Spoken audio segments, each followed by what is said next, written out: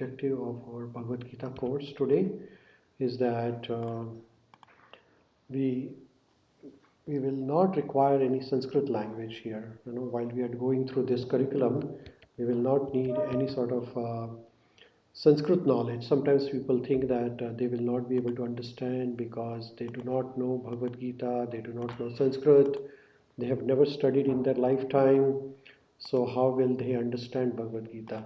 But no, for this particular session, no need of Sanskrit. Yes, definitely you will learn Sanskrit language, you will learn some Sanskrit words, but the scholarship in Sanskrit is not essential to go. Second thing, PowerPoints and quizzes, okay? About myself, this is my Guru, His Holiness Gopal Krishna Goswami Maharaj. Gopal Krishna Goswami Maharaj is my Guru, and he's located in India, Delhi, but he travels all over the world and spread the message of Bhagavad Gita. And his Guru is His Holiness, His Divine Grace A.C. Bhaktivedanta Swami Srila Prabhupada. So this is about myself, my Guru Maharaj, and objectives of this is that try to learn basics of Bhagavad Gita, try to understand the meaning of important shlokas of Bhagavad Gita. Right? So there are 700 shlokas. Every week we'll cover some important shlokas and try to understand. And then most important part is how to apply those shlokas which we learn in our day-to-day life. Right? At any time, if you have any questions during our discussion, you can stop me and I'll try to answer your questions. So some statistics of Bhagavad Gita is total there are 18 chapters, and as I said there are 700 shlokas in Bhagavad Gita. So if you read daily 2 shlokas, how much time you will need to complete Bhagavad Gita? Almost 1 year. 365 days you will complete, like that. So if you make a rule, or if you decide, okay, I will read 2 shlokas every day, which is not difficult, then it will be easy, right? Now there are Bhagavad Gita is a conversation. It is a talk happening on a particular area called as Kurukshetra in India, in Delhi, near to Delhi, in Haryana. There is a place which is called Kurukshetra, and the conversation is happening between 2 people. One is Lord Krishna and another is Arjuna, and the same conversation is being retold by a king who is blind, whose name is Dhritarashtra, and the same conversation is recited by or retold by the assistant of the blind king, whose name is Sanjaya. So there are 4 people involved in this conversation. What is that? First one is Lord Krishna, second is Arjuna, third is Sanjaya and Dhritarashtra. Okay, so 2 speakers and 2 listeners. 2 speakers are, first speaker is Lord Krishna, and the same conversation is retold by Sanjaya. So these are 2 speakers. Who are the 2 listeners? Arjuna and Dhritarashtra. So we all are listeners. And who's going to talk? Lord Krishna is going to talk for us, right? So now out of those 700 shlokas, 574 shlokas are recited by Lord Krishna. So Lord Krishna is going to speak about 80% plus time, right? And then 12% of shlokas, which are the questions actually, are asked by Arjuna. So Arjuna is asking and Lord Krishna is answering, okay? Right? And then same thing is Sanjaya is retelling or replying to the questions, and the Dhritarashtra is asking. Now only one shloka is by Dhritarashtra. Sanjaya is speaking 41 shlokas, which is around 5 or 6% of time. Arjuna is 12% of the time. Most of them are questions. These questions are the questions which arise in our mind in our daily life. Okay, so the questions of Arjuna are our questions, and answers of Krishna are for us. Okay, so Bhagavad Gita, even though is a question-answer session between 2 people, Arjuna and Lord Krishna, it is basically going to answer all our problems which are even troubling us in today. Bhagavad Gita has been translated into many languages. Like English is the first language where Srila Prabhupada ji translated Bhagavad Gita. But then this Bhagavad Gita has been translated into Russian language, then it is translated into Chinese language, in Japanese language, in Arabic languages. Among all the languages of India, Bhagavad Gita has been translated. Right? Now, some people ask that, okay, why Bhagavad Gita as it is and not other Bhagavad Gitas? First thing is that there are lots of editions of Bhagavad Gitas, but this is easy to follow. The reason being easy to follow is that here is the thing: it's very easy to study or easy to follow because each chapter, when you open Bhagavad Gita, we request everybody to randomly open a page, randomly, just randomly any page. Okay, and randomly you open any page of Bhagavad Gita, then you will see some words written in a language like this, which is called a Sanskrit language. Can you all see that? And most of you will not know how to read that.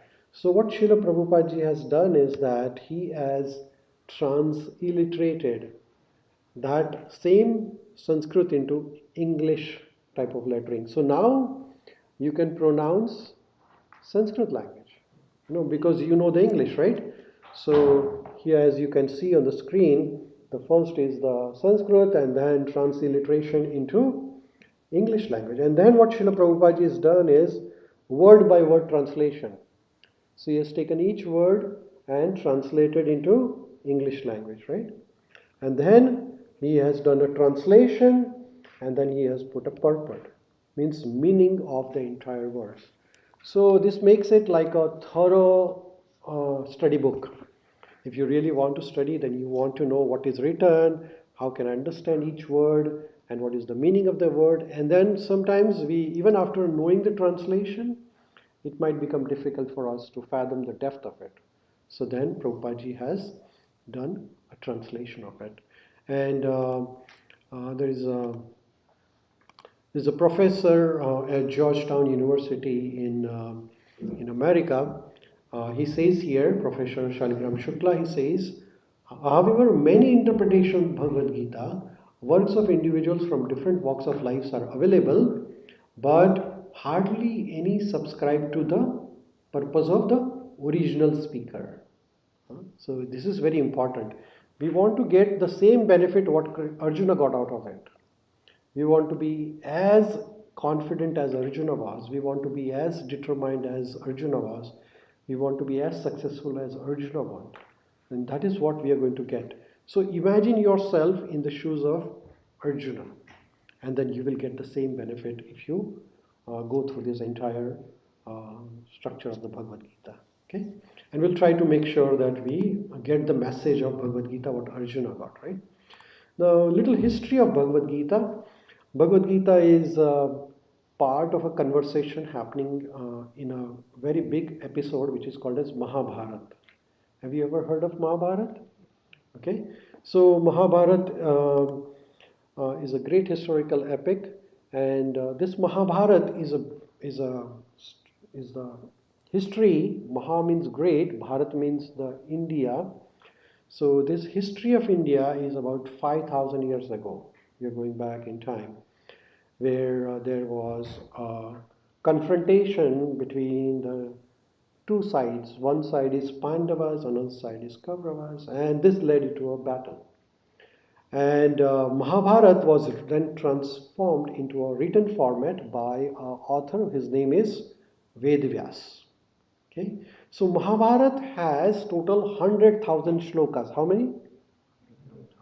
100,000 shlokas in Sanskrit, and out of which we are studying 700 shlokas, right?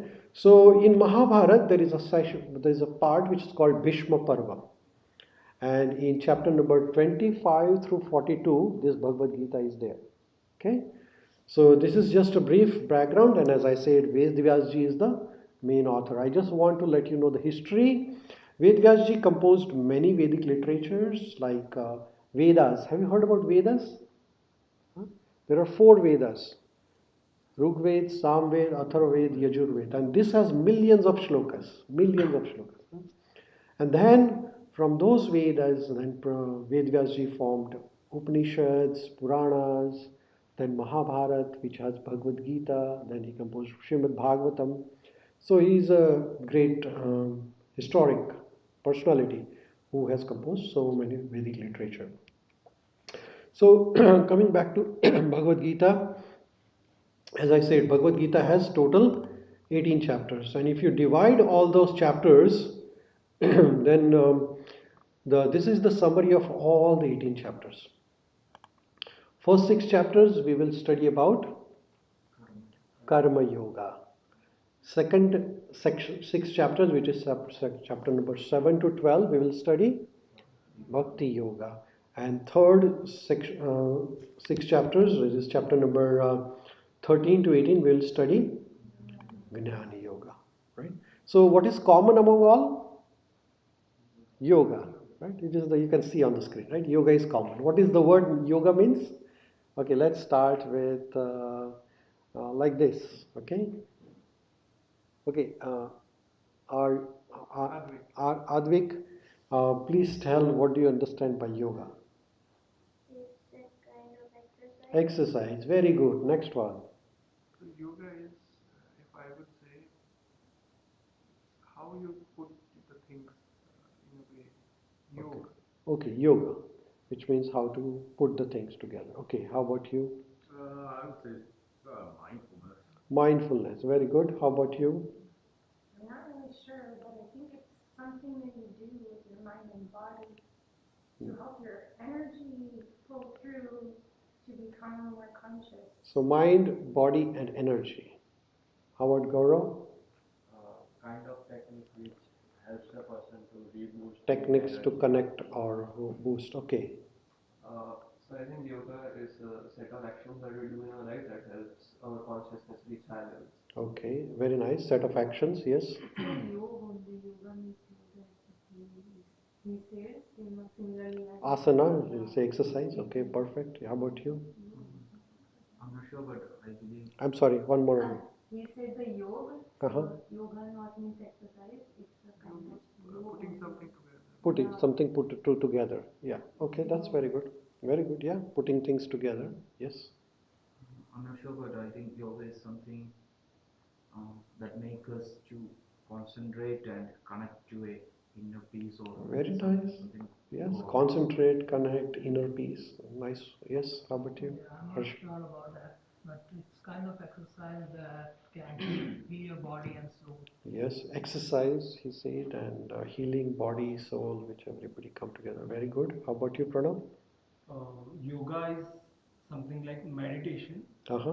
which helps to identify your soul Mm-hmm. first of all, Mm-hmm. and to it's we can say it's a meditation also, Okay. which help us to connect our soul to something superpower. Okay, very nice. So if you put everybody together, everybody has given something or other which is true. Nothing is false here. Let's put everything together. Now, yoga or yoga is a Sanskrit word, and the root of this is a word called yuj. From word yuj, which is Sanskrit word, comes the yoga. And what does the yuj means? Yuj means to connect or to add or to link. So what are we uniting here or linking here? So yoga is a process which involves 8 steps: yama, niyama, asana, pranayama, pratyahara, dharana, dhyana, and samadhi. But here ultimately what we are trying to connect, unite, link, put together is the body with our mind, our soul with super soul, with Paramatma. So connecting body, mind, soul with the higher soul, which is super soul or Paramatma. Currently we are disconnected. Our mind wants something, body wants something, our heart wants something different, and we should be doing something different. We all are disconnected. And the process of yoga includes exercise, it includes putting it together, it includes the higher energy, includes whatever you said is there in the yoga process. So, yoga is making everything one. When you are separated, now you are uniting together. So we are uniting our body with our soul, our mind, with Paramatma, this higher energy. So this whole process we are going to understand in various ways. So yoga is done by variety of methods. You can unite these entities either by karma. Karma means through your actions, through bhakti. Bhakti means seva, service, or through gnana. Gnana means knowledge. Okay, so various ways to do yoga. Yoga is a ladder process, step ladder process. You climb one step at a time and then you reach the ultimate aim. So that is yoga. Now, what is the meaning of the word Bhagavad Gita? Who will tell me? Maybe Harsha can tell me. What is the meaning of the word Bhagavad and what is the meaning of the word Gita? Okay, you can tell me just Bhagavad. What is the meaning of Bhagavad? I think it's like a story told by God. Okay, story told by God. Very nice. Okay, you want to say something? What is the meaning of word Bhagavad Gita? Story like said on the earth. Okay, story told on it. Okay, let's go this far. Gita means song. Okay, or Gita. Have you heard the word Geet? From Geet comes Gita. Okay, so Geet means song. And what is the meaning of the word Bhagavad? Bhagavad means Bhagavan. It's a Sanskrit word for the term God. So what is the meaning of the Bhagavad Gita? Bhagavad Gita means song by God. That is the meaning of the Bhagavad Gita. Is that clear now? Okay. So that we need to know little basics so that our foundation is very strong.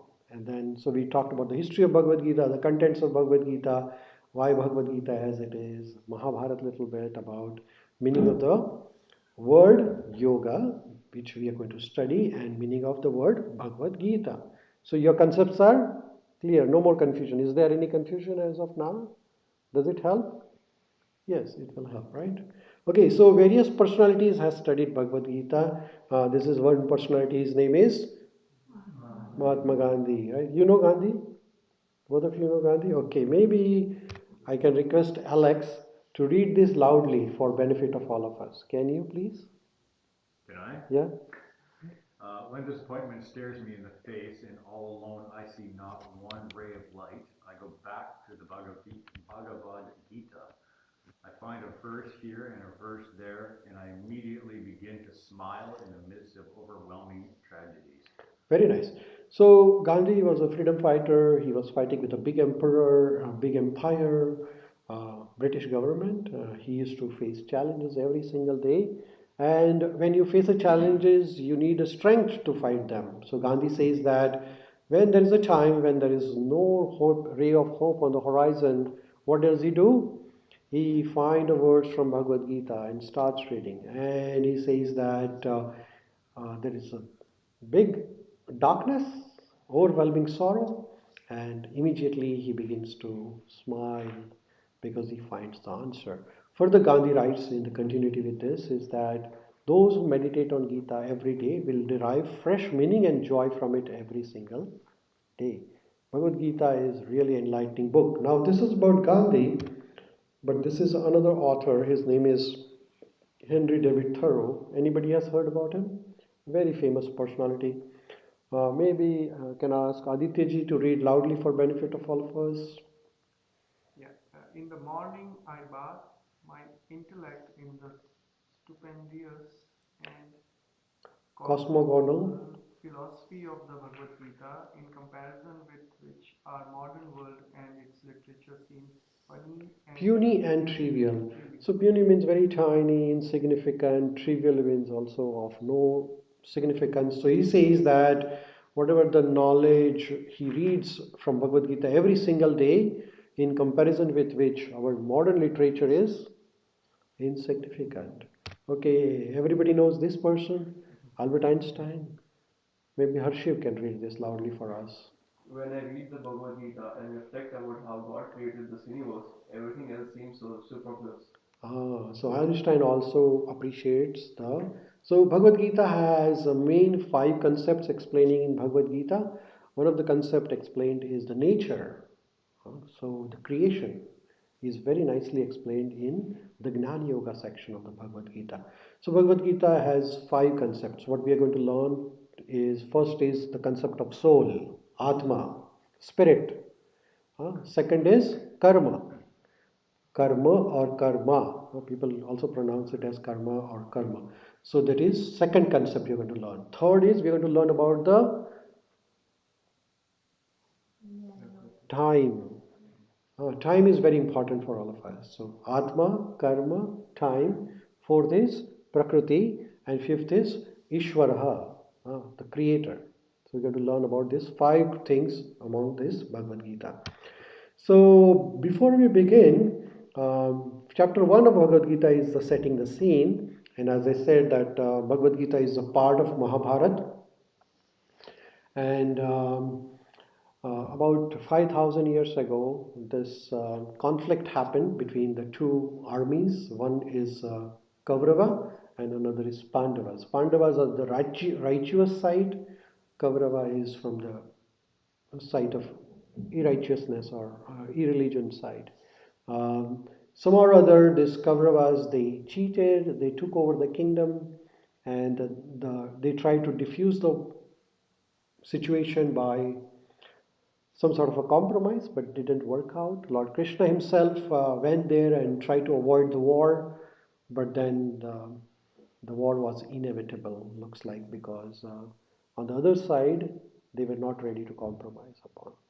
So ultimately, this war is being happening, and then this whole episode is written in the conversation format by Vedvyasji in a book called Mahabharata. You see in front of Vedvyasji somebody sitting there. Anybody knows who is that? Lord Ganesha sitting, right? Lord Ganesha is the one who helped Vedvyasji to transcribe, to write all these things. So Ganesha is the elephant-headed god. You can see the deity of Lord Ganesha here. We'll give you a special introduction to Lord Ganesha after this session, so he can bless you a little more. So Lord Ganesha, we are blessed to him because all the Vedic literature has been written by, it's transcribed by Lord Ganesha. So going now to the chapter directly, because we have spent enough time, about half an hour, for introduction of the whole Bhagavad Gita, concept of Bhagavad Gita, how to study Bhagavad Gita. So now is the first chapter of Bhagavad Gita. First chapter of Bhagavad Gita is the Arjuna Vishada Yoga. Vishada means lamentation. Okay, we all work daily in our life, right? You work every day, you work every day. What do you work? Why do we work so hard? Okay, let's start from here. Why do you work every day? To gain something. To gain something. Plan or something. Okay, good. Okay, let's say Krishna Ben. Why do you work every day? To earn money and for the survival. Survival. Okay. Okay, you Gaurav. To feed stomach. Okay, how about Alex? Well, before it used to be different, but I guess now would be to better myself. Okay, yeah. So if you summarize everything, we all want to be happy. Is that correct? Yes. You all work because you want to be happy? Yeah. Yes. Yes? To be in service, but you want to serve because you want to be happy. So ultimately, we all want to be happy. Is that right? That's a common thing. Now, happiness is ultimate goal of everybody. That's why we are all strong, right? What does king doesn't have? And uh, even though after having all this, you're still greedy, you're still lusty, you're still envious, you're still angry, which means that people having all the material opulences, still they can't find happiness. And that is the whole story of the Bhagavad Gita here. So Arjuna is lamenting. Lamentation is one of the sign of unhappiness. When you get something and you lose it, you become unhappy. And that is what the situation of the whole Arjuna is in the first chapter. So here you can see that there is a chariot. Chariot has the horses, the white horses, and then the Lord Krishna standing in front, Arjuna behind, and there is a flag there. On the flag is the sign of Lord Hanuman, and this is the Kurukshetra. Kurukshetra is near Delhi. If you ever go to India, please visit Kurukshetra. So Bhagavad Gita chapter 1 has two main points. Okay, first, 26 sloka of chapter describes about the arrangement of the whole battlefield, which is important part of the Bhagavad Gita, which gives us the whole background of the study. But if you really want to understand the spirituality of Bhagavad Gita, this is very important foundation. So that's what we're going to cover briefly. And then the next chapter, which is shloka number 27 to 46, there is Arjuna's lamentation is being described in Bhagavad Gita, and then his surrender. So as I said, arrangement of army on the battlefield of Kurukshetra. Why I'm telling you this? Because when you will open Bhagavad Gita, you will come across and you will say, what am I reading here? So this is when you are really going to read first 26 slokas, you will read the names of the various fighters, various people, personalities. This is a history, right? This is a history, part of the history. That's why these names are there. But then as we slowly go into the further sections, you will understand that this will help you to understand the philosophy of Bhagavad Gita. Is that okay? Yeah. So first 26 slokas you will come across the name of Duryodhana, Dronacharya, Bhishma, Kripacharya, Ashwatthama, Shalva, and so many other names you will come across, right? So these are the names of the fighters on the battlefield. And then comes the shloka number 27 to 46, where Arjuna is confused, lamented, and is indecision making. That is where we are going to start learning. So here is the brief background here. The king, who is sitting on the throne, he is a blind king. His name is Dhritarashtra, and his assistant is Sanjaya, who has been given a divine vision, which means he has a television. Television means you can see the things happening in a remote place in a real time in front of you. So that used to take place in the ancient times through the yoga process. Nowadays we do the same thing with the science, but in the ancient times people had different energy, different power.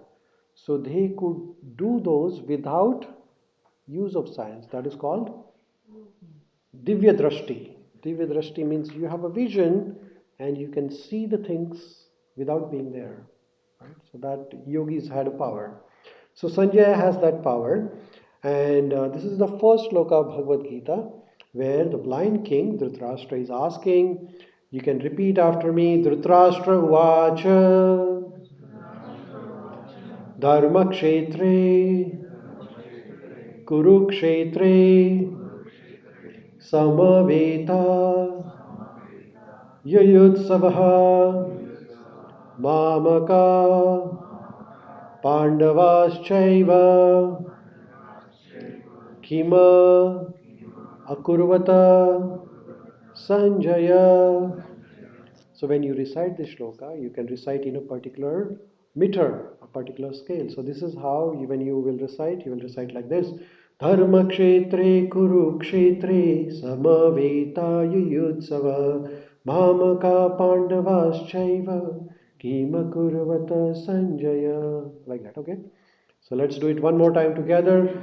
Dhritarashtra Vacha Dharma Kshetre Kurukshetre Samavetaya Yutsava Mamaka Pandavaschaiva Kima Kurvata Sanjaya. You like that? Okay, let's do one more time then.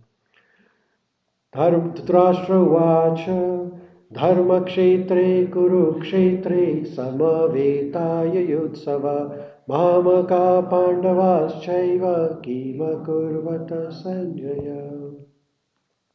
So here, this is the first and the only shloka which is recited by the blind king, and he is saying to Sanjaya, O Sanjay, after my sons and sons of Pandu assembled in the place of pilgrimage at Kurukshetra, desiring to fight, what did they do? So here he is asking a question. Can you please tell me what's happening in the battlefield? Because Sanjaya has Divya Drashti, he is able to see what's happening in the battlefield of Kurukshetra, right? And then Sanjaya starts describing. He's saying that, oh, okay, so shloka number 2 to shloka number 10, Sanjaya is describing arrangement of the army on the battlefield by Duryodhana. Okay, so Duryodhan, here is, sorry, here is the person, I'll use the laser pointer. Here is the person whose name is Duryodhana, and this is the person whose name is Dronacharya. Dronacharya is the guru, is the commander-in-chief at that particular point. So now Duryodhana, who is on the side of irreligion, and because of him the entire war is happening here on the battlefield, he goes near to his guru Dronacharya, and he describes about various army arrangements of his side and the Pandavas side. He tries to compare the two armies. The reason he is comparing is that Dronacharya, who is the guru, was very affectionate towards Pandavas, and Dronacharya, who is the guru, has been forced to fight with Kauravas because he is being like in service with Kauravas, right? So he has to obey his dharma as a duty. So now he says that please watch this army I'm describing because I want you to fight with your complete strength, not that you're partial towards the other side and you don't fight with all your heart. So he's giving one way warning to his commander in chief that make sure that you fight properly. And then shloka number 11 to 13, he requests his army to support Bhishma, who is another great fighter. And then the fight begins. Okay, so Bhishma blows his conch shell. You know conch shell? Like that. So we do that conch shell blowing before the Aarti ceremony here. And we do means that we are inviting everybody. For the Aarti, we invite all the Devi Devtas. So that's why we say, okay, we are beginning the Aarti ceremony and you're blowing the conch shell. So all the Devi Devtas, please join for the Aarti ceremony. Here, when the Bhishma blows the conch shell, he is blowing so that he is inviting everybody to join for the fighting. Okay, that's how the whole thing begins. And then at that time when Bhishma blows his conch shell, then Lord Krishna also blows his conch shell. So here is the shloka from Bhagavad Gita. Madhavas Pandavas Chaiva Divya Shankha Pradhatmatu. So at that time Lord Krishna and Pandavas, all Yudhishthir, Bhim, Arjun, Nakul, Sahadev. So everybody blows the conch shell. And as soon as they blow the conch shells are so loud that it scares Duryodhana. Duryodhana is on the wicked side, right? So why Duryodhana is scared? Because he knows that he's on the wrong side. Right? So when you are wrong, you always have a fear, right? Is that feeling with everybody? Right? We all are right, have that feeling, right? We know that we are not doing right, but like sometimes when you're at airport and you have a bag weighing 24 kg, you have this feeling, let it go, let it go. Otherwise, that guy may stop you and then you have to take out all the luggage. I know that I have done something wrong. I should have put 23, but now it's 24. And what can we do, right? Is that everybody has that feel? And then this opposite person is very kind. Okay, let it go. Once in a while, you have to open the whole bag, and it happens, but not very frequently. So that's the feel. So now Duryodhana, as soon as he hears this conch shell, he has this feel. Okay, my God, I'm in trouble now. So he has this shattering of the heart. So then here is the way Bhagavad Gita begins now actually. Okay, so let's. So Arjuna, Lord at that time says to Lord Krishna, Arjuna Vacha Senaror Madhye Ratham Stapaya Me Achyuta. So Arjuna is requesting Krishna that, hey Krishna, can you please drive my chariot between the Sena? Sena means army. So he says, hey Achyuta, hey Krishna, can you please drive my chariot between the two armies? Why does he want?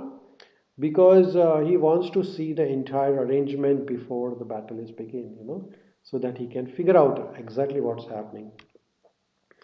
And then at that time, here we are on chapter number first, shloka number 26 and 27, where Arjuna sees all his relatives assembled on the both sides of the battlefield. And he sees on the other side his Kauravas, who are his cousins. Then he sees Bhishma Pitama, who is grandfather. He sees his Guru, who is Dronacharya, Kripacharya. And on this side, his own dear brothers, Pandavas. So he becomes very compassionate. He said, "What? I'm going to fight with my own grandfather? I'm going to fight with my own family members?" And he starts thinking now. He says, "Oh, if we fight, then some of them will die." And then he becomes overwhelmed with the thought of death, actually. You see, there are various emotions in our life, right? Emotions are very powerful. Emotions can make you do unbelievable things. So here is the fighter Arjuna, who was very strong. Once upon a time, he fought with Lord Shiva himself, and almost defeated Lord Shiva. He fought entire Kaurava army single-handedly and defeated them in Virat Yuddha. The same Arjuna becomes overwhelmed with compassion, and he starts speaking to Lord Krishna. Here he says that. In 28 to 46 shloka, this is the end of the first chapter, where Arjuna is saying to Lord Krishna, he's saying, Drishtva tvam dveshtvam swajanam Krishna yuyutsam samupastitam siddhanti mama gatrani mukham cha parishishyati. Arjuna is saying, "Hey Lord Krishna, seeing my friends and relatives present before me in such a fighting spirit, I feel the limbs of my body quivering and my mouth is drying up." So, ever you have faced a Viva examination when you have in the school and somebody's interviewing you, and like it happened with me many times. As soon as you go into the examination room, you start a little bit nervousness. Or if you have been forced to be on the stage sometimes and give a speech to thousands of people, stage frightedness. It's called depression or anxiety. We all get this anxiety in our life, one day or other. And what are the symptoms of anxiety? So when you become anxious, then one of the things is that your throat starts drying up. You want to drink some water. Have you seen people keeping the water by the speaker's desk? So that ever he feel anxious or a little frightened, then he drink water. Or your limb starts quivering, your body starts shivering, you feel like very weak, I'm going to fall down now. That happens. That is the sign of anxiety. When you're in such a situation where you cannot control yourself, that happens.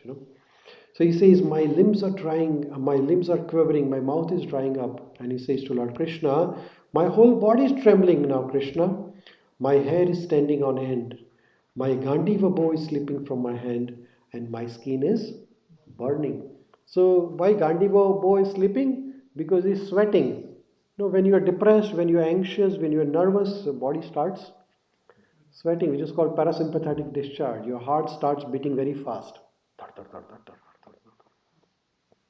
Does that happen ever? It happens, right? Many times you are in a situation where a heart starts beating very fast. Right? Especially when the examination time, if you ever give the exams, like that happens.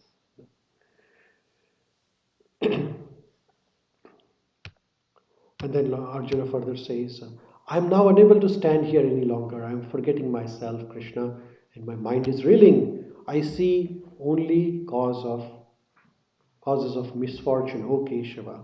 So he says, hey Krishna, I can see nothing good coming out of this actually. So here is the list of his symptoms. His limbs are quivering, mouth is drying up, whole body is trembling, hair is standing on, hands, his Gandiva bow is slipping, skin is burning. He's not able to stand any longer. He's forgetting himself. And he says only misfortune. That's a really sad situation. A person who few minutes back asked Lord Krishna to drive the chariot, so he wanted to fight there and wanted to see the whole army. Now he is in this such a precarious situation. So this is how our mind works with us. So Arjuna, the same powerful person, he becomes overwhelmed. Anybody can give me one reason why Arjuna had this symptoms? Why is Arjuna feeling this? because because he saw their grandfather and their own relatives Uh-huh. with whom they were going to fight. Yes. Yes. Attachment, right. Emotions. Anything else? He saw the family members, and then anything else you want to say? Compassion. Yes, compassion is very important, right? So Arjuna's compassion actually, uh, he is very compassionate. He is very, very attached, as they say. He is very attached to his family and friends, and he's compassionate to everybody. Compassionate people usually don't like hurting somebody, doesn't like to put somebody into trouble. And it's a really good feature. It's a great feature. It's a great quality, actually. But then, can a compassion or emotion become your weakness? Yes. If emotions are not directly in a proper sense, then it becomes a weakness. For example, if, like, say, there is a war between two countries, for example, now currently war going on between two countries. What are those two countries fighting? Russia and Ukraine, right? And now Ukrainian commander-in-chief becomes very compassionate and he says, "Oh my God, I don't want to fight this war because so many people will be killed." And so what will happen the next day? Russia will take The over. other country will take over because this guy is very kind. Or, for example, a thief enters into this room and he starts bringing out his knife and starts hurting little kids or anybody. And we say, "Oh, we are being very compassionate. I don't want to hurt him because if I hurt him, then he will be in a bad situation and he will die or whatever. Or he will be in the jail and I don't want him to suffer." Then what he will do next? If you become compassionate like that, he will come and rob and take away. Is that right? Or suppose a thief enters your home and you have a family, wife, kids, and now it's your duty to protect them, but you become compassionate and you let him go. What he will do? He will take away everything. So compassion is a strength, but if it's applied in a wrong way, it's a weakness. Is that right? So here, Arjuna, he is on a righteousness. He's a soldier. His duty is to protect. And if a policeman becomes compassionate, what is the rule? What is the? There's no point in police becoming compassionate. Everybody will get away with the without tickets, right? So police has to obey the law, right? So similarly, soldier has to perform his duty. He cannot be compassionate. So Arjuna is becoming compassionate towards the people who are criminals. Even though they might be your relatives, sometimes if our children does not do right, what do? We try to give them a lesson. We just can't be compassionate all the time and not teach them a lesson. So my father remembered that nowadays it's very difficult because kids are smart. But in our times, like teachers used to be a little strong, and they used to punish the kids. They go out in the class or do sit-ups or this or that, and so that the child learns a lesson. Sometimes punishment is a requirement. So this Kaurava army needed a punishment, but Arjuna becomes a compassionate now. So he says to Krishna that, "Hey Krishna, I am not going to fight this war now because my body is trembling. I am not able to take any decision." And he says to Lord Krishna that I'm not going to fight at all. And then he gives various reasons. And the reasons are that he's become very soft hearted, he's becoming very attached, and he's forgetting his duty actually as a soldier, right? So he says to Krishna, "Oh Govinda, what avail to us are the kingdom, the happiness, or even the life itself, when all those for whom we may desire them are now arrayed on this battlefield?" He says, "Oh Govinda, I'm not going to fight at all." And he puts aside his bow and arrow and he sits down the chariot, his mind overwhelmed with grief. And then ends the first chapter of Bhagavad Gita, where Arjuna's lack of decision making comes into play. To some, it might sound very reasonable that he is becoming a non-violent, he is becoming very kind and very compassionate, and to some, it might sound a right decision. And Arjuna himself thinks that he is correct, even though he is missing the boat. He is saying that I'm not going to fight the war, and he gives so many reasons to Lord Krishna. He says to Krishna that to kill somebody is sinful. If we kill someone, we will be punished. You earn the papa. If you kill the soldiers, what will their family members do? What will their wives do? What will their children do? What is the point in killing my grandfather and my guru? Would you kill your grandfather and your guru? Like that, he is giving all the arguments. Okay, so that is the first chapter of Bhagavad Gita. So the summary is first 26 slokas. When you read Bhagavad Gita, what you will come across? Arrangement. You will come across various names of the soldiers, right? And then in next 27 to 46 slokas, you will learn about Arjuna's lack of decision making, his lamentation, his indecision to fight. So all this you will learn in next 26 slokas. Is that okay?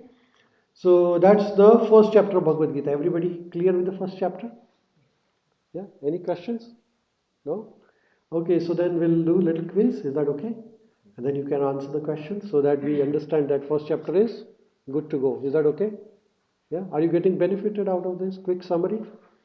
We are talking about the essence as well, and we'll talk more about it.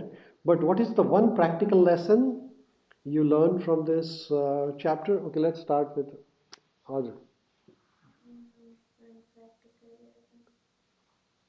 Compassion. Compassion.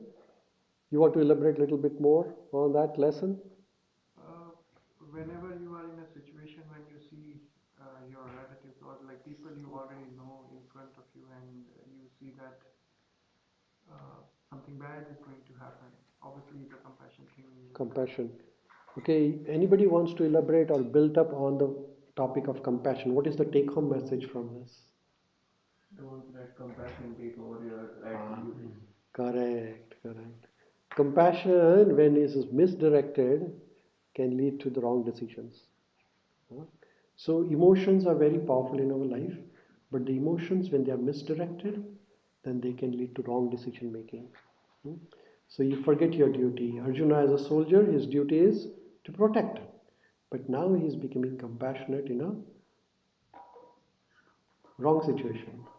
So that is why. You want to say something? I was just wondering if that's true. Like, what if everyone was always compassionate?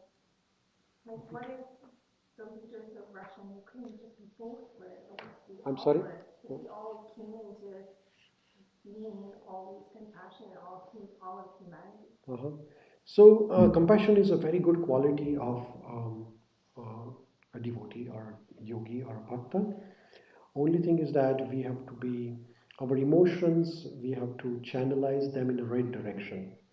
If the emotions are channelized in a wrong direction, it will lead to wrong actions. Like as we gave the example of, okay, let me show you one example here.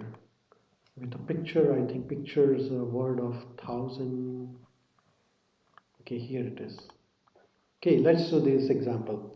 There's a cage here which is made up of gold, and a lady is has a bird in the cage. Okay, now she is very compassionate and she is looking after the cage very nicely, but she is not feeding the bird. So, which is true compassion, feeding the bird or polishing the cage? Feeding the bird is very true, right? If a man is drowning and you save the clothes or save the man?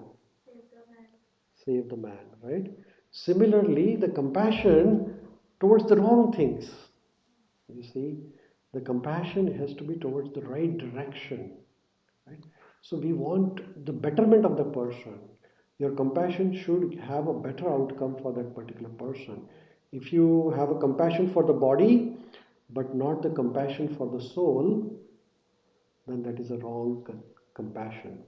Our main identity is the spirit, soul. And after doing the second chapter, you will learn more, you will understand more about this compassion. So, because Lord Krishna is taking this conversation from external compassion to inner compassion, actually. So, sometimes the compassion can be false compassion. I'm giving the analogy of here the cage and the parrot. Okay, so if you're just polishing the cage, if you're showing the external compassion, then that is the false compassion. What is the true compassion? You look after the bird, actually, right? So as when your compassion is directed towards the spirit, Atma, that is the real compassion. So, for example, if you see a beggar on the street and you become very compassionate and you give him $20, is that the right way? Because you give a donation, but with that $20 of compassion, if he buys the drugs, what happens? Your compassion? Then you made a wrong decision, actually, because your compassion has led him into more trouble now. Does that make sense? So, compassion has to be channelized in a right direction, right? You cannot be always just show that you are compassionate, but actually your compassion is not working. Your compassion is causing more trouble, actually. You understand this? Like, for example, we have so many hospitals nowadays, so many hospitals, but still, so where is that all compassion going if the number of patients are increasing? Because we are not applying in the right direction. The cause of all the problems is our lifestyle, actually. So instead of just compassion and giving the treatments, if we focus more resources on changing the mindset of the people, changing the lifestyle of the people, making more natural living, if government decides to spend more resources on that, then maybe many diseases can be prevented, actually. Is that right or wrong? Or just putting a bandage. That's what we are doing. Building more hospitals is building a bandage. But what is the cause of all the diseases? It's the lifestyle. So what is the best compassion? Building a hospital or giving education to the people? Natasha? Giving the education, right? Well, hospitals are required. I'm not saying that don't build the hospitals, but the right compassion is there. You understand the word compassion now? Does it help? Right? So whole humanity has to be compassionate, but in a proper way. And Lord Krishna is going to teach us that through Bhagavad Gita. Is that okay? Does that clear your doubt? Very nice. Thank you. Thank you so much. So with that, we will go to the second chapter of Bhagavad Gita. Before that, let's do a little quiz of first chapter. Okay, so you have to go pick up the answer now. How many shlokas in Mahabharata? 1,000, 7,000, 9,000, 100,000. Okay, let's start with him. 100,000. 100,000. Big round of applause. Next one. All the Vedic scriptures were compiled by Lord Ganesha, Maharshi Vedvyas, Lord Krishna, Lord Brahma. Big round of applause to him, Maharshi Vedvyas. Nice. So Lord Ganesha helped in writing. Okay. The third question. Why did Arjuna ask Krishna in his chariot to be taken in the middle of two armies? A. Because he wanted to see the leading persons present on the battlefield. B. So that he would get an estimate of the strength of the opposite army which he had to face, both A and B. And D is none of the above. Let's go to Alex. Both. Very nice. Big round of applause to Alex. Very good. Very good. So very attentive. Very good. Next one. What was Arjuna's flag marked with? Fire god, Hanuman, goddess of fortune, sword. If you don't know, just say pass. You know, pass? Hanuman, big round of applause. We did talk about it. So there's Hanumanji on the top, right? The next one. How many chapters in Bhagavad Gita? 15, 18, 13 and 12. Oh, you already answered, but that's okay. One more chance. 18, that's good. Next one. How many shlokas in Bhagavad Gita? 250, 700, 720, 800. 700. Big round of applause to Prabhuji. Nice one. What is the meaning of the word Bhagavad Gita? Fill in the blank. Krishna Ben. Bhagavan's song. Song by God. Big round of applause. Nice one. Next one. Bhagavad Gita is a part of Ramayana, Upanishad, Mahabharata, Puranas. Big round of applause to him. Very good. So we all got all answers correct. So you scored 100 out of 100. Is that right? So, but this first chapter is clear now. So now when you read first chapter, you'll have enough background and you'll know what you're dealing with, and it will increase your enthusiasm. So what should be the question when you read first chapter now? Well, let me read the names of the fighters. Let me read a little bit of the history of Bhagavad Gita. Let me know like what are the exact reasons Arjuna was giving while conversation with Krishna not to fight. So when you read those shlokas, you will understand all the reasons Arjuna is giving not to fight, but all the wrong reasons for the wrong wrong way, right? So Arjuna is giving all the reasons. Okay. So now in the chapter number 2, which is called as Sankhya Yoga, Lord Krishna teaches to Arjuna about the. Okay, yes. Thank you so much.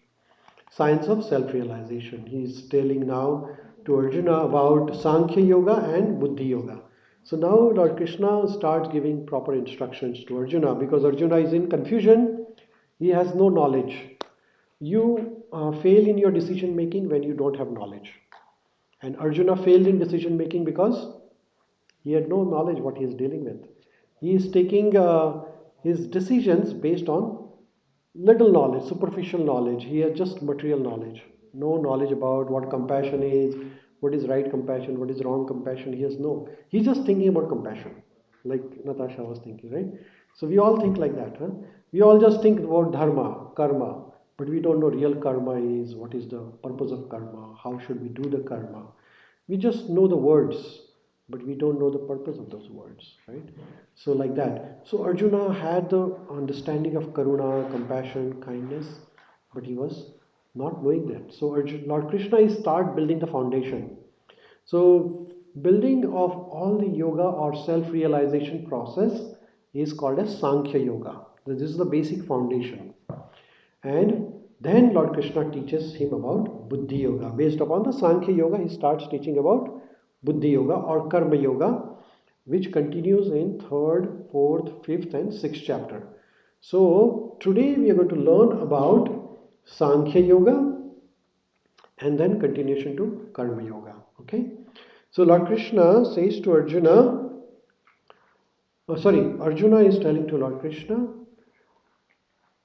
कार्पण्यदोषोक्तस्वभाव पृच्छामि त्वं धर्मसम्मूढचेता यच्छ्रेयस्य निश्चितं ब्रूहि तन्मे शिष्यतेऽहं साधिमां त्वं प्रपन्नम्. So here Arjuna is saying this is a turning point of Bhagavad Gita. Arjuna as of now is talking to Lord Krishna as his friend, right? Because both of them are actually cousin brothers. They are like of the similar age. So he's talking to him as a friend. But now he's saying that Shishya Teham Sadhimam Tram Prapannam, which means that I am now surrendering to you. I am becoming your disciple, Shishya. You become my guru, please. Because I have got this problem. What is the problem? Karpanya dosho. Can you see the word? Karpanya dosha? Karpanya doshopta swabhava. Dosha means problem or a weakness. So he's saying, I have got a weakness of this Kripana, miser. I have a lot of strength, but I can't fight anymore. I'm not able to do anything. Prichhami tvam dharma samudha cheta. I'm asking you, please tell me what is right for me. I'm becoming your disciple. So here Arjuna is saying, I'm confused. Now I'm your disciple. Please instruct me. He's surrendering actually. Prichhami dvam dharma samudha cheta. So here is the thing that when we do not know something, what should we do? Ask. Just don't take the decision randomly. If you do not know what to do, ask the right person. If you ask a wrong person, then you'll do more wrongs. So here, what is the practical application here of this shloka? Prichhami dham dharma sammuddha cheta. What is this practical application here? So we have to approach a bona fide spiritual master or a guru. A guru is must in our life. As we have a swimming lesson guru, karate guru, maths guru, English guru, this guru, the teachers, we have lots of teachers. Similarly, we need one teacher in our life also, spiritual life, who can guide us what is right and what is wrong. We need one, somebody is like, you have a GPS in your car or on your phone which guides you, which is the right direction. So then you can reach quickly. Similarly, in our spiritual life, in our decision making life also, we need a guru. If Arjuna by himself would have taken a decision, he's not going to fight, then the war would have ended. There would not be any war, and then the irreligion would continue. But he said, oh, I am thinking like this, I am not able to decide. One way, I am a soldier, my duty is to do my duty, fight. But another is my compassion. He's saying that not to fight, so I'm now confused. This is called indecision making. Everybody's life has this situation. Should I do this or should I not do this? So what one should do at that time? You should seek guidance from a guru. So that is why we all must have a guru in our life. And the guru can be your father, guru can be your mother, guru can be your friend, like Arjuna had his friend as a guru. But the quality of that guru has to be that this guru has to be enlightened. Guru must know what he is doing. Right? So, Srila Prabhupada ji explains in the purport that guru should have similar qualities as that of Krishna. Then you can accept guru. And what are the qualities of Krishna? We'll learn further. Okay. So, if you really want to come out of these problems, then proper guidance is required in our life. Otherwise, our mind is very tiny. If you try to think, I think, your thinking has no value. Is that right? What is the value of your thinking? Zero. You say, I think like this, okay, you keep it with you. Even your close friends don't listen to you, forget about anybody else, right? Is that right? Your thinking has a zero value. What values is the eternal thinking, the true spiritual thinking, right? So we need a guidance in our life, right? If you are having the problems in your life, then you need to know the solutions, right? Like say you're looking for a job, you're looking for like say some opportunity to perform better, you're looking for better housing, better shelter, better food, better sleep, better arrangements. Everybody's looking for this, right? Everybody's trying to solve the problems, and the problems are rooting around four basic necessities: eating, sleeping, mating, and defending, right? Animals also doing the same thing. Animals also trying to find a better food, better sleep, better accommodation, better partner. Everybody is doing the same thing in a different scale. Like say I'm looking for a car, I might be looking for like say uh, Hyundai or something, and then somebody else might be looking for a flying car. Both are looking for the cars, right? But his affordability is higher, so he's looking for a flying car. Similarly, animals are looking for the food, and I'm also looking for the food, but I might be looking for, like, say, samosas or rasgulla or something, and the animals might be looking for some grass or something like that. The food is food, right? But the extravaganza can be different. So everybody is trying to find the happiness, but on a various levels. But all the happiness is based on the material platform. So that is the where we are failing. So a guru will guide us, right, to get out of this. So Arjuna says to Krishna, hey Krishna, I cannot drive away my grief, even if I win earth and beyond. This is very important. If material things could give you happiness, then America would be the happiest country on the planet. Is that correct? That's okay. Is that correct? What did I say? If money could buy happiness, then America could be the happiest country on the. Maybe Switzerland. What is that? Maybe Switzerland will be. Yeah, maybe Switzerland, she's saying. Yeah. But then is that true that they are the happiest country on the planet? No, because divorce rate is very high, crimes are very high, drugs are very high, children are dying within the womb of mother are very high. Then you name it and it's very high. Accident death rates are very high. Everything is very high. So if money could buy happiness, then You can go in the market and buy 1 kilo happiness. That doesn't happen, right? Is that right? Because the happiness is a state of mind actually. Happiness is not something which is external. Happiness depends upon what is inside you, right? It's not that you can be happy with a big house or you can be happy with a small house, depending upon what is the state of your mind. People in a big house can also be miserable. Is that right? Yes or no? Yes, because it is the state of mind. So Arjuna now is a very powerful person, but he's miserable. Right? So that is the problem. So he says that if you give me everything in the material world, still I will not be happy, and that is true actually. That most of the countries are now behind the economic development, but believe me, economic development is causing more problems. Is that right or wrong? More scientific advancement, more problems are there, right? Pollution, cutting the trees, digging the earth, digging the ocean, killing the animals, killing the birds is creating more problems for all of us. So Arjuna is saying that the economic development will not give you happiness. That is what the Arjuna is trying to say to Lord Krishna. So then, at that time, Sanjaya is saying to Lord Krishna, Sanjaya is describing this to Dhritarashtra.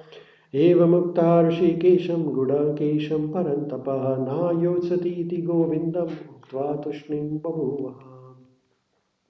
Having spoken this, Arjuna, chastiser of enemies, told Krishna, Govinda, I shall not fight. And he became silent. So Arjuna is very powerful, but he became silent. He surrendered to Krishna. So as of now, you see until chapter number 2, shloka number 9, all these shlokas, Lord Krishna is listening. He's not saying a single word. Almost 50 shlokas, almost 100 pages almost. And Lord Krishna is not saying a single word. What do we learn from this? Listen first. That is very important. The art of listening is very important. You should not talk until and until it's required. So listening is very important. What happens is that Arjuna speaks one chapter and Krishna speaks 18 chapters, 17 chapters. Because he has heard it very clearly what he wanted to speak. So listen to somebody else before you start speaking. Because Krishna could understand what background Arjuna is coming from. He didn't give advice just directly. Sometimes people ask you a question, you start talking immediately. Let him speak, and you understand, you fathom the depth of his problem, and then talk. So, right. Listen, speak, read, write. Very nice. I like that. Very nice. Very nice. So Arjuna is refusing to fight, and he honestly expresses his mind to spiritual master Krishna, and he says, I will not fight the war. So now the lesson we learn is only way to curb lamentation is to take the shelter of Krishna, like Arjuna did, right? So then at that time Lord Krishna starts speaking to Arjuna. Tamavacha Rishikesha Prasannahiva Bharata. Krishna, who is smiling in the midst of both the armies, spoke the following words to Arjuna. So you see now Arjuna is crying and Krishna is, yes, she has a job, so she has to go. Shall I give it back? Yeah. You want to take it? You can take it. Yeah. You can pay for later when you come. It's tomorrow. Oh, yes, it's fine. Okay. Hare Krishna. You're staying or you're going? Okay, yeah, please. Thank you so much. Thank you. Okay, so at that time, Krishna is smiling and Arjuna is crying. So you see, Arjuna surrendered to Krishna and Krishna is smiling. Why Krishna is smiling here? Should you smile at somebody's problem? That's bad. Right? But Krishna is doing that because he knows. He's not laughing, he's smiling a little bit because he's thinking that this Arjuna, he's talking like a Pandita. You understand Pandita? You know Pandita? No? Pandita means somebody who knows a lot of things, He has good knowledge. So Krishna says, oh Arjuna, you are talking about this all concepts of kindness and compassion but then do you really understand what you're saying? That's why he's smiling a little bit. And then at that time, Lord Krishna starts speaking about Sankhya Yoga. So Sankhya Yoga is nothing but the science of soul or science of spirit. So basic understanding of self-realization is we have to understand that we are not this body, we are something beyond this body. Our existence has two identities. One is this body and another is our spiritual existence. Most of the time our decisions are based on bodily concepts. We forget that we have a real identity which is our spirit, and that is what Lord Krishna teaches to Arjuna here in Bhagavad Gita. So Lord Krishna is saying to Arjuna, Shri Bhagavan Vacha Asochya Manvasochastvam Pragnavadam Sabhashase Gatasum Gatasum Cha Nanu Shochanti Pandita. Krishna is saying, while speaking the learned words, you are mourning for what is not worthy of grief. Those who are wise lament neither for living nor for dead. Then Lord Krishna is saying to Arjuna in he's further saying that न त्व एवेहं जातु नाशं न त्वं नेमे जनाधिपः न चैव न भविष्यामः सर्वे वयं मतः परम्. Never was the time when I did not exist, nor you, nor all shall kings, nor in the future shall any of us cease to be. Which means that Lord Krishna is trying to say to Arjuna that we all are eternal actually. You are eternal, you are eternal, you are eternal, you are... Which means that you are not going to die ever. He says, never was a time where you did not exist, nor he, nor he, nor she, nor she. We all existed forever in a different forms. Our existence is eternal. So what is that eternal existence? So Lord Krishna says further that Dehino asmin yatha dehe kaumaram yauvanam jara tatha dehantara praptir dhiras tatra namuyati. So Lord Krishna is telling to Arjuna that we are just changing the bodies actually, but we are eternal. Like for example, a little boy, how old are you? 10. Then you become 15. Then you become, what is it? How old are you? 22. Then how old are you? 30. So 10, 22, 32. Then how old are you? 41. 32, 41, 52. So your body changes. You are small, then big, then big, then big, big. And then 72, 82, 92, 100. So what happens? The body changes. If you take your picture when you are 2 years old, you take your picture when you are 5 year old, then 10 year, 15 year. All the pictures are same or different? Why different? Because the body changes, right? When you were born, your body was like this. Then, right? And then when you become 90, 100 years old, what happens? You change another body. As your body changes continuously in this life, at the life also you change the body. Because the body is now, you get the new body, right? Nava Yauvanancha. Every time you're getting the new body. So similarly, at the death also we get new body, right? So now somebody will say this is called as, here in the picture you can see that this is small boy, baby growing, and then you're dead and then you get a new body. How many of you really believe this? This is true.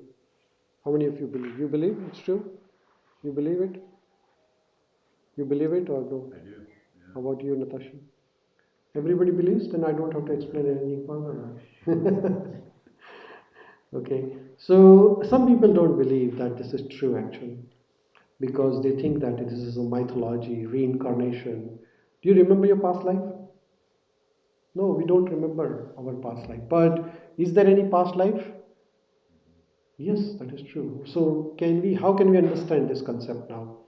Because this is very important for all of us to understand this. So there are various scientific methods, scientific experiments, proof, evidences, which helps us to understand that we have got a birth again.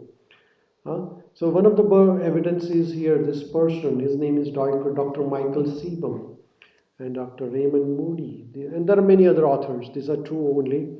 Dr. Michael Sibum is a cardiologist at in USA, and Dr. Raymond Moody is also another physician. They have written these books, Life After Life. What they have done is actually they have documented some patients who were near dead. Near dead means like during the surgery, during some procedure, or somehow or other this patient gets cardiac arrest. Then they revive these patients from the heart, that cardiac arrest by a process called as like a CPR, or cardiopulmonary resuscitation. And then some of these patients they actually describe exactly what happened during that time frame when their heart stopped working. So these patients they describe here, you can see that this patient as if he's sailing from the top. There's one case documented which says that okay, this patient who was dead almost while the CPR was being performed, he described exactly what happened in the room at that particular time. Not only that room, but in that building actually. So the cardiologist gets surprised and he interviews many more patients. And many of these patients they describe exactly what happened in the time frame when their heart stopped working. Actually, when your heart stops working, you are almost dead actually. But this patient described as if they were watching from the top of the ceiling, and then when the heart starts working, they re-enter the body. There are many experiments like that. Now, if that is not enough, there is another scientist. His name is Ian Stevenson. Ian Stevenson, he passed away in 2003, I think. He was the director of Department of Personality Studies at University of Virginia, and he did experiment on 3,000 young children. How many? I said 3,000. It's not 100, 200, 300. 3,000 young children, and many of these children, less than 6 years of age, could remember their past lives actually. And when they take these children to their birthplace, they could identify everybody by the name, they identify the place, everything. Like the kid who has been born in a different country, now you take him, let's say born in Canada, take him to India, and he identifies everybody by the name.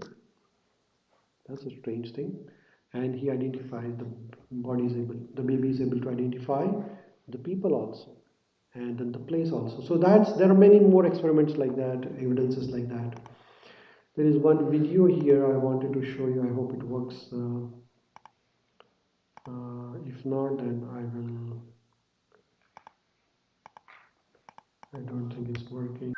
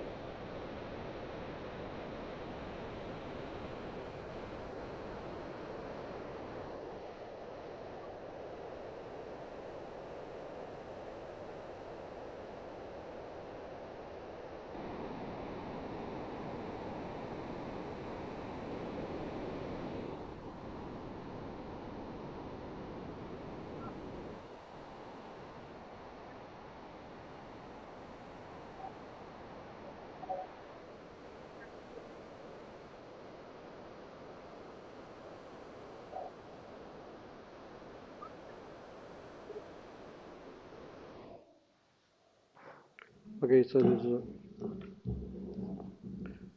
I think there's some computer error, but the continuation of this video is that he says his name was James at that time, and the soldier who died in the World War at that time, his name was also James, and all the historical facts were corroborated. Actually, whatever the child was remembering was exactly what happened during the World War II, and he was a fighter pilot at that time. So the purpose of this whole experiments, all these evidences, is that we have something called as soul, or we are the soul. Basically, the body is what is our covering actually, but as Lord Krishna says that as the embodied soul continuously passes in this body from boyhood to youth to old age, the soul similarly passes into another body. This is called as reincarnation or transmigration. And this is a true thing. It is not only that we have to believe just because Lord Krishna is saying, but we have the evidences from our surroundings, scientific evidences we talked about. When somebody dies, what do we say? He says he has passed away. But the body is still there. So who has passed away? Is the soul which has passed away, because the body is still there, right? Or he or she has passed away. So this all means that we all subconsciously know that we have something beyond this body, or we are something beyond this body, but we forget it. And the same thing happened with Arjuna. Arjuna forgot his real identity, and he was taking decisions on bodily platform. When we take the decisions on bodily platform, we might fail. But when we take the decision, when we understand what is our real identity, our real identity is spirit soul. So I am a soul. So then what is the advantage of this concept? So then we identify each other as a soul, because we all are souls, right? Even though you have a different body, you have a different body, you have a different body, you have a different body. Like I have a white shirt, he has a blue shirt, you have a black shirt, but it doesn't matter. So this principle of eternal identity of each and every person as a soul, it creates a unity in harmony. Your unity in diversity. Nowadays we identify each other as a black or white, or Hindu or this, the religion, that religion, this country, that country, male, female. But then again, male, female is also a dress. Lord Krishna says to Arjuna in Bhagavad Gita that uh, Lord Krishna says, Vansavsi jirnani yatha vyahaya navani granani naroparani tatha sharirani vyahaya jirnani anyani samyanti navani dehi. Which means that as a person puts on new garments, giving up the old and useless ones, similarly we give the old material bodies and take the new bodies. Yes? I didn't understand that picture before this one. Which one? This one? Yes. Or this one? Yes. Oh, yeah, yeah. So this one, this picture is like this is we have this body, but then when you have a soul, then the soul is something different than the body actually. So sometimes you feel that you are different than the body because we have this called as out of body experience. Some people have this experience, which is called out of body experience. Like this is the picture. You feel like you are coming out of your body and observing something from the top. That's called spirit. Here is another same thing in a different way. The Atma comes out of the body and watches from the top. Right? So that's called out of body experience. There are another thing called as near death experience. Many people who were near death experience, they will tell you exactly what happened after the death. So there are quite a few of these evidences. So as I was saying that Lord Krishna is saying that we are just changing the body just like changing the clothes. You know? So like we learned that video of the little baby, remembering the previous life as a fighter pilot. Why is that so? Because when we change the dress, we just don't forget that we had a yesterday I was wearing this. We do remember, right? So we all have a memories of past lives actually, but these memories are hidden in your brain. If you undergo a process called as hypnotism, we all are able to recollect our lives. Actually, each of us can recollect up to 2 to 3 past lives. And you have to undergo a process called as regression. Have you heard about regression before? Regression is used as a treatment also. Many people who are like, say, some person has a fire phobia, some people has a height phobia, some people has some sort of a phobia, because in the previous life they had worst experience with that particular element. So they are carrying that memory in this life, and that is why if they undergo regression therapy, they are able to use this as a treatment actually. Similarly, this child who was remembering his previous life as a fighter pilot, the child was crying in the night time, nightmares. But then, as they started counseling and hearing him, the nightmares disappeared, right? So, the purpose here is that we all have this existence. So, Lord Krishna is saying that it is just like a clothes, you all have clothes. So, now what is here? You see this picture here? We have two types of body. This person has, here is in this picture, you can see that this person is wearing a white shirt. On that he has a black coat, right? Is that right? Can you see that? Similarly, we have our real identities. We are Atma, we are spirits. But we have two types of covering. One is this gross body, and second is subtle body. So, what is our gross body? Which is made up of all this muscle, bone, blood, all the fluids inside, we have a lot of gases inside. So, what happens when the soul leaves the body? Goes to It's decomposing, right? Right? Like somebody is looking very beautiful, and as soon as the soul leaves that body, what happens to that beautiful body? Decomposing, right? Like we have very famous film actors and actresses who looks very beautiful, but when they are dead, nobody wants to be near to them. The smells, right? Have you seen a dead body smelling badly? Like the maggots will grow, and it's a really bad situation. Like blisters will come, the body will become like a green. Sometimes marbling, the body will dry up. So the skin starts oozing, losing. So all those things are features of gross body. But Atma will keep the body fresh. You understand? As long as there is Atma, the body will remain fresh. Yes. What is ether? Yeah, earth, water, air, fire, and ether. Ether is a gas, it's a connecting substance, it's an invisible substance which connects all the elements. Like here in the world around us, also there is ether. Ether is an element which connects all of us. Now we are all connected to each other through a subtle element which is called ether. Right? So, earth, water, air, fire, and ether, which is the Panch Mahabhuta. Huh? And then we have a subtle body which is called as mind, intelligence, and ego, right? We all have mind, right? Everybody has mind here. Yeah. You have a mind? Where is your mind? Nobody knows where is mind actually, because people who are crazy, they call nonsense. What is nonsense? Have you heard the word nonsense? Nonsense. Somebody acting crazy, and if you take a CT scan of that crazy person, it will be normal. You take MRI of that CT scan of that crazy person, it will be normal. But the person is really crazy. How come the MRI is normal? There has to be some abnormal there. But see, mind is subtle. You cannot see it with the where you can't find the mind actually. Because like can you see the air? You can't see, you just feel it, right? Is that right? Some of the things in our life are subtle, which you cannot see but you can perceive. Similarly, is the mind. I can't see your mind, but how can I perceive your mind? Through your actions. If you don't act properly, I say this guy is a mindless guy. Like that. You understand this?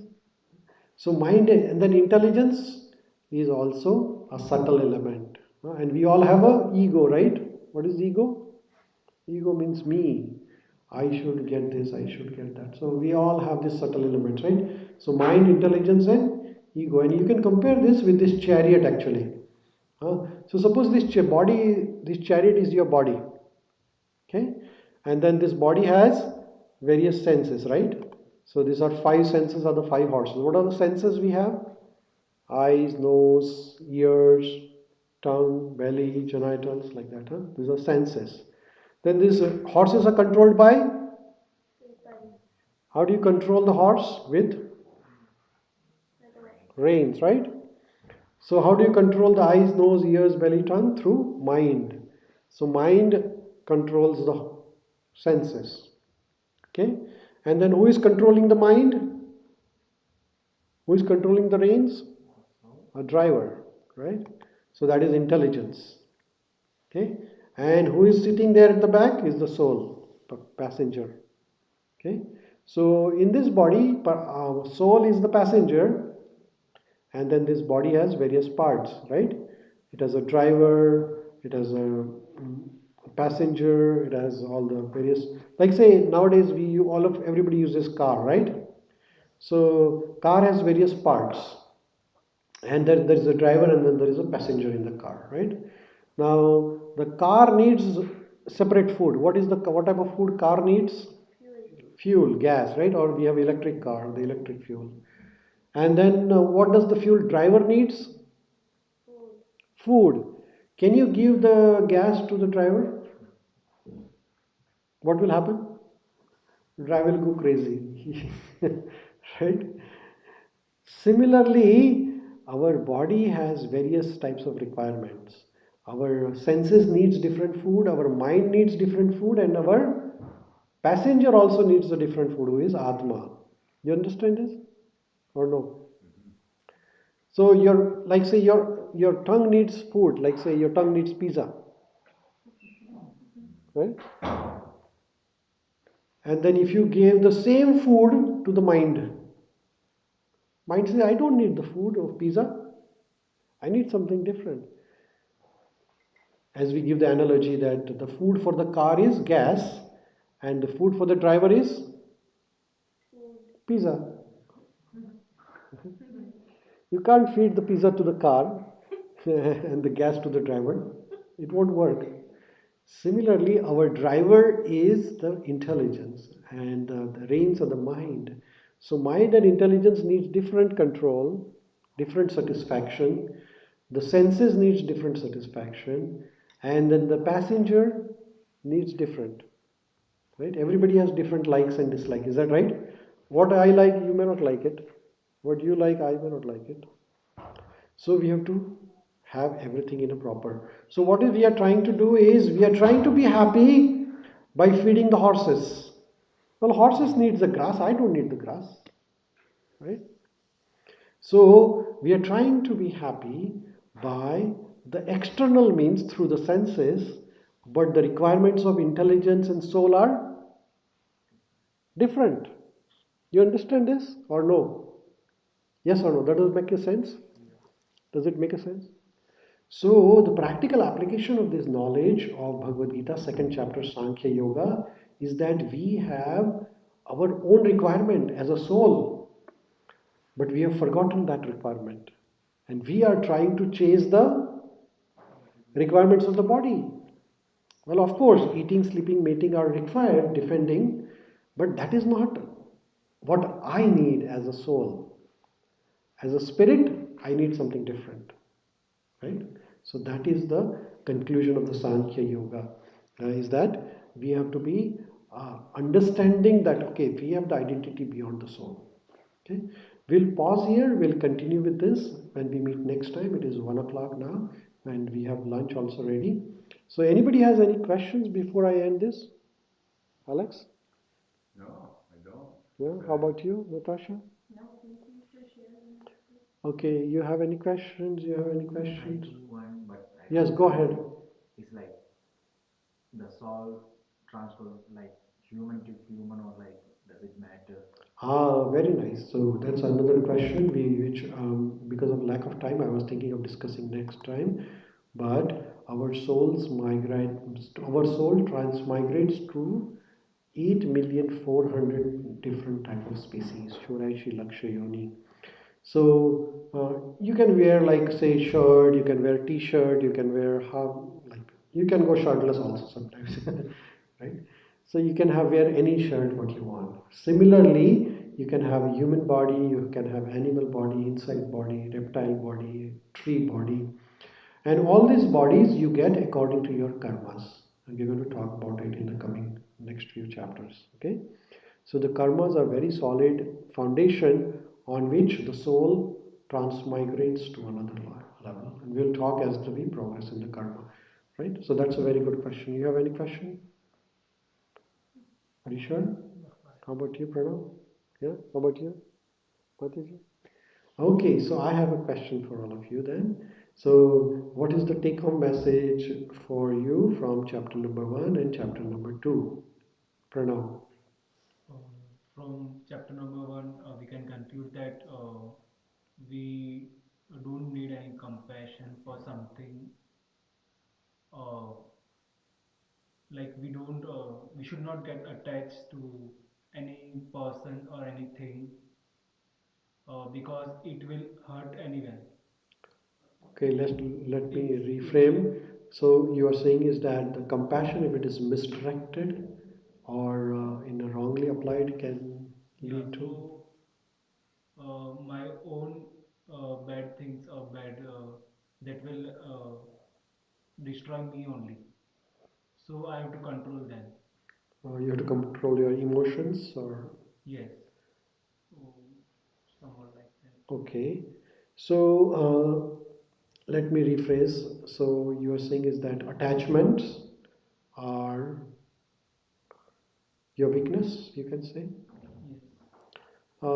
Attachments are required. Everybody's attached to the family and friends. Those are good.